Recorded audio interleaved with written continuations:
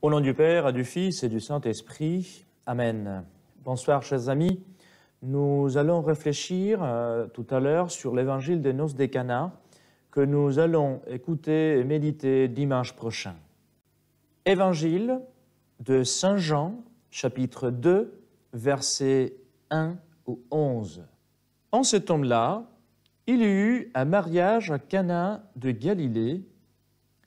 La mère de Jésus était là. Jésus aussi avait été invité au mariage avec ses disciples. Or, en manqua du vin, la mère de Jésus lui dit, « Ils n'ont pas de vin. » Jésus lui répond, « Femme, que me veux-tu? Mon heure n'est pas encore venue. » Sa mère dit à ceux qui servaient, « Tout ce qu'il vous dira, faites-le. » Or, il y avait là 6 jarres de pierre pour les purifications rituelles des Juifs, chacune contenant 2 à 3 mesures, c'est-à-dire environ 100 litres. Jésus dit à ceux qui servaient, « Remplissez d'eau les jarres. » Et ils les remplirent jusqu'au bord. Il leur dit, « Maintenant, puisez et portez-en au maître du repas. » Et ils lui en portèrent. Et celui-ci goûta l'eau changeant en vin.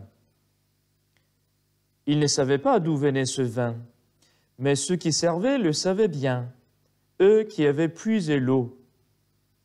Alors le maître du repas appelle le marié et lui dit, « Tout le monde sert le bon vin en premier, et lorsque les gens ont bien bu, on apporte les moins bons. Mais toi, tu as gardé le bon vin jusqu'à maintenant. » Tel fut le commencement des signes que Jésus accomplit. C'était à Cana de Galilée, il manifesta sa gloire et ses disciples crurent en lui. Acclamons la parole de Dieu. Louange à toi, Seigneur Jésus. Eh bien, chers amis, dans le passage des noces de Cana que nous venons d'entendre, je voudrais tout simplement remarquer quelques éléments importants qui vont nous aider un petit peu à notre méditation. Tout d'abord, la présence de Jésus et Marie aux noces. Ensuite, le souci de Marie. Ils n'ont pas de vin.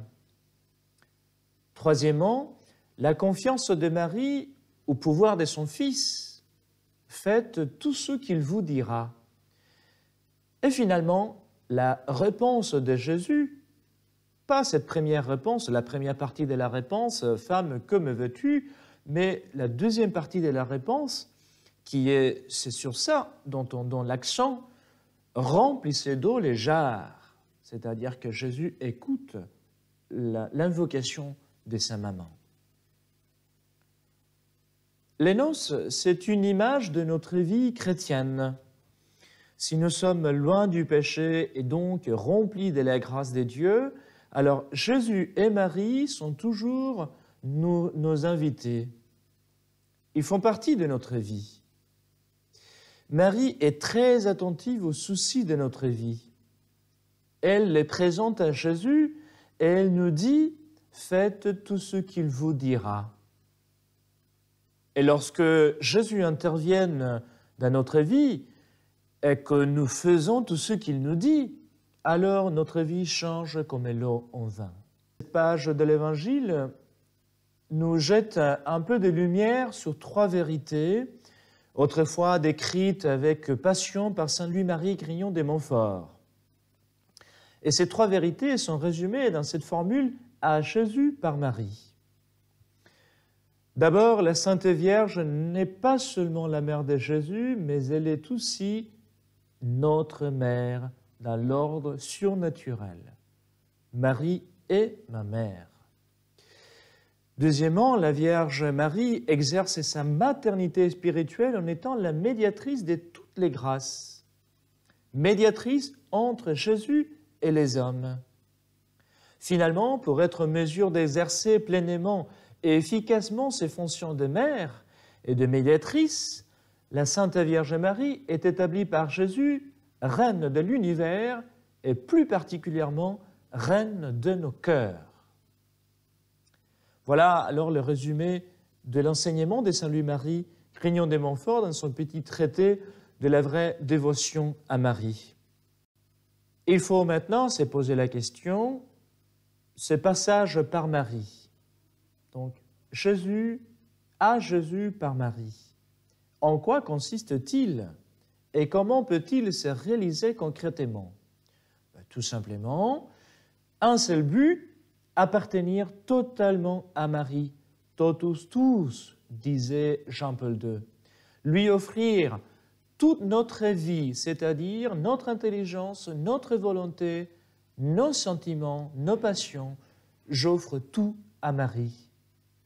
Une seule mission, faire tout ce qu'il nous dira, nous habituer et demander la grâce d'accomplir ce que Jésus nous dit, ce que Jésus nous apprend. Un seul danger, c'est soustraire à sa dépendance. Nous sommes des esclaves de Marie, c'est soustraire à sa dépendance et très dangereux pour notre vie chrétienne. Donc, un seul but, appartenir totalement à Marie, une seule mission, faire tout ce que son Fils nous dit, un seul danger, c'est soustraire à sa dépendance, à sa maternité. L'Église, vous le savez, applique à la Vierge cette parole de la Bible. Ceux qui vivent et agissent en moi ne pécheront pas. C'est là que se trouve la vraie perfection de la liberté. Ne plus pouvoir pécher, ne pouvoir accomplir que des actes chargés d'amour, toujours si nous sommes dans la soumission, dans l'esclavage d'amour à la Vierge Marie. À Jésus par Marie. Amen.